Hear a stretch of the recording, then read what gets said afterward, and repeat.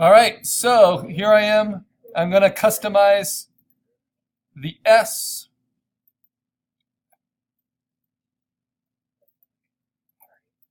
I've combined it all, so the way I can isolate those anchor points is again, using the lasso or just using the individuals. But I want more than one anchor point, so I'm going to use the lasso and just kind of get the ones in the middle here. And then use the small anchor point, and it will move them all together. You just have to be so careful where you click.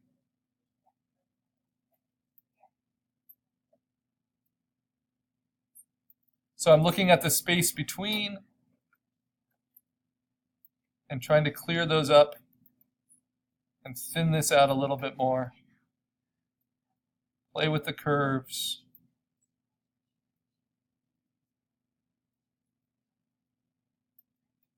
That's looking better. And then maybe smooth this out a little bit.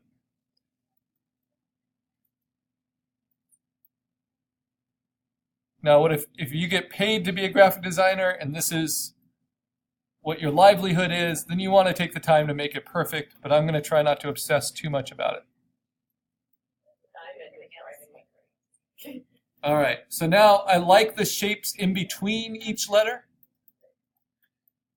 I think even these are kind of fun. I'd like this one to maybe be a little bit shortened, so it's a little thicker at the base. So just little fine tuning. And if you want to select multiple anchor points to move with the small selection tool, lasso them first. Then you can move them together. It's very helpful. Yeah. All right. So Texas is done. I'm going to save it. Now I'm going to lock that. I'll turn it back to black. The only reason I turned it to red is so I could see those black anchor points because I'm on the black layer.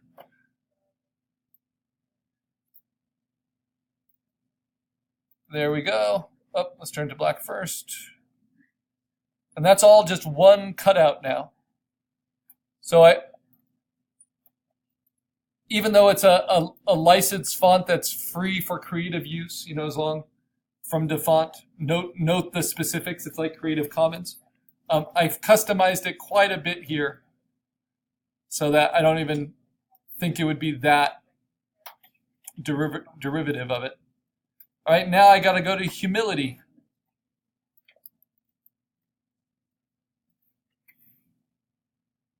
And in general, it's good to use two different types of fonts. If I use a serif font at the top where I did, I'm going to want to use a sans serif underneath so that they're not kind of competing for dominance. I want Texas to clearly be dominant and humility to be less so.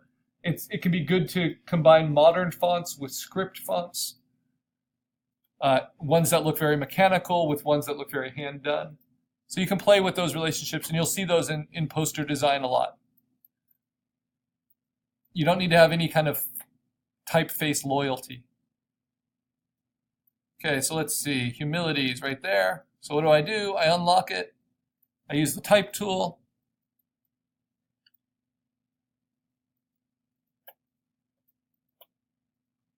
To just select the text I want, copy it, lock it, go to a new layer above it, edit, paste in place. Now, while it's still with the type tool, I'm going to use the advantages of the type tool. The kerning, the spelling. Do make sure you're spelling things right. Yep. But also remember that the type tool can also give you new fonts, right? Give you new characters. Maybe I want to make use of any special characters that might be in this font while it's still in the type tool, like apostrophes, commas. My favorite special type is if you hold down Option and hit 8, you get a mid-level bullet, just a circle instead of an asterisk, right? Things like that. But not all typefaces have that programmed in, and I doubt this one does. Most DeFont ones don't. But if I wanted to try that out, I could go to the type tool.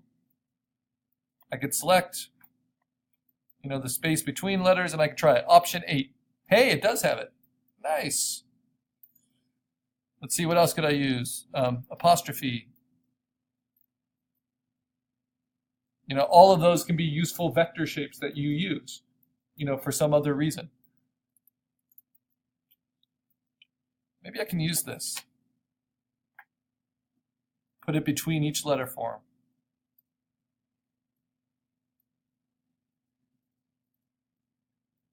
That will help with spacing and readability as well. We'll kind of slow it down.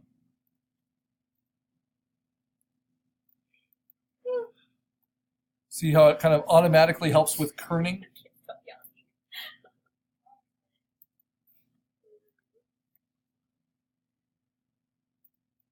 But then I might want to shrink all of these. So I'm going to use Command, just select, and maybe, let's change it to 100. There we go. So while it's a type tool, you can also use the different point sizes to make edits. But as long as it's always a vector, then you're using Illustrator for the right reasons. You're taking advantage of it. You can also use strokes and outlines. Gesundheit. I don't know what that Whoa, that was weird.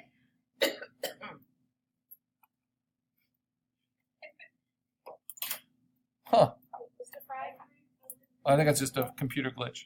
Yeah. How do you get the fonts to work again? How do you download them? Yeah. You hit download, you open it up in your downloads folder, you unzip it, and then you double click on either the OTF file or the TTF file, and it will install it in the computer's font book.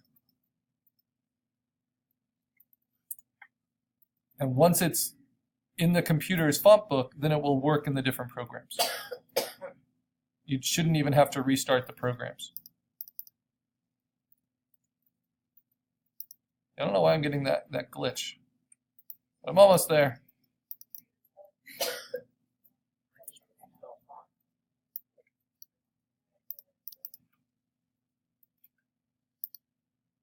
What I do is I'll after I've downloaded them, I'll keep them in my assignment folder so I know what fonts are needed if I move it to another computer.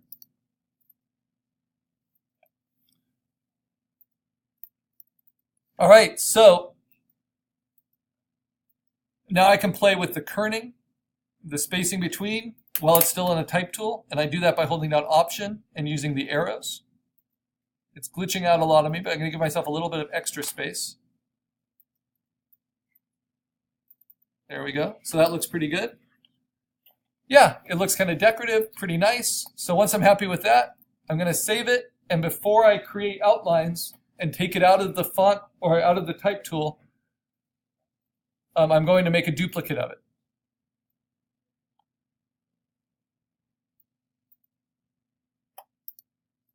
So what I do now is I select it, copy it, lock it, close it, open a new one, edit, paste in place. Right? And then with the large selection tool, I can right-click on it and say Create Outlines.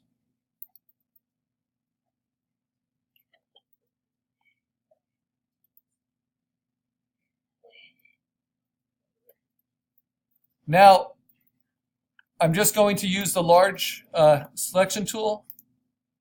And for this one, all I'm going to do is shrink it a little bit to fit the space. But I am not going to try to curve it because I'll show you how I can do that in Photoshop and still keep it as a vector. So right now I'm liking this. If I turn off my sketch, I like how the two work together, but I want to center them. So I can use guides. Command R will turn on rulers. I can find the center.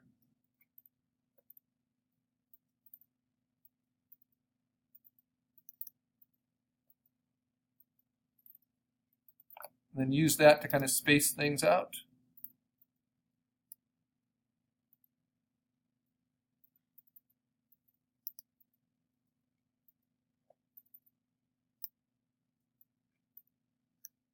And because I have two different text solutions, they each look kind of good on their own, I'm going to save them as individual EPS files instead of together. Because if I save it as one EPS together, then they'll only ever have this size relationship and this space relationship.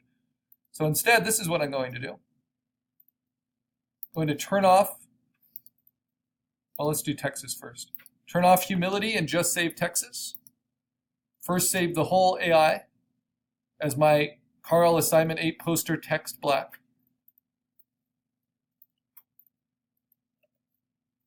But then save it as an EPS. Now I'm getting this all the time because because the serial publication font that was off font has an embedded demo mode because of its limited restrictions. So it's just reminding you it can only be used for personal use. Stroke text will not be visible. So if I don't want to see that all the time, I can just get rid of the one because I'm not using that anyway. It's this layer. But I'll keep getting that little pop-up as long as I have that layer with that typeface being used. So sometimes typefaces come with strings attached. Save.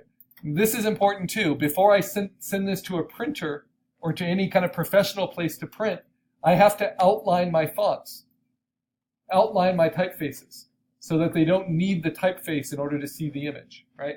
So what I did by creating outlines was I turned this into, man, Texas Tango has it too. Let's forget it. I turned this into my own shape, and that's really all I need. So my EPS is no longer tied to any particular typeface. So file, save as, and EPS. But this one is Texas. So text, Texas, black to the desktop.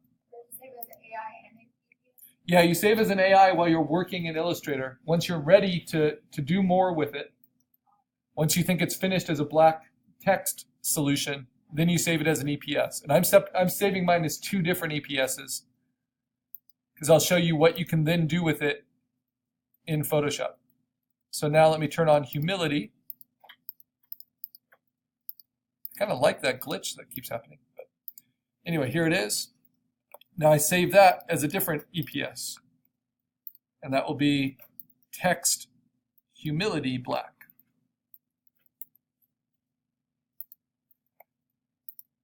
This also allows me to use this same type treatment and change the text later if I want with that AI file. I can turn it into a Christmas card, you know. Texas greetings, something like that. Okay, now I can close Illustrator. I've saved the AI file. I have it in my assignment 8 somewhere. There it is. So I usually will mark those with purple. So if I ever need to go back to play with the text or the type layers, I have them. But then these are the important ones, these EPSs. Humility and Texas. So now what do? I go to my sketch PSD file. And at the top, I bring these EPS files in. And I size them. Remember, by dragging them from the desktop, they come in as smart layers. And then humility.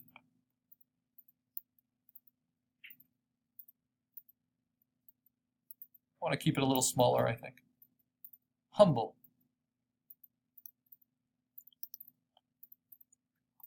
So I have my smart layers at the top. I can turn off my sketches. I can turn on my spot illustration. And now I can adjust them, right, in different ways. I can try out different colors. But this is one thing I can try.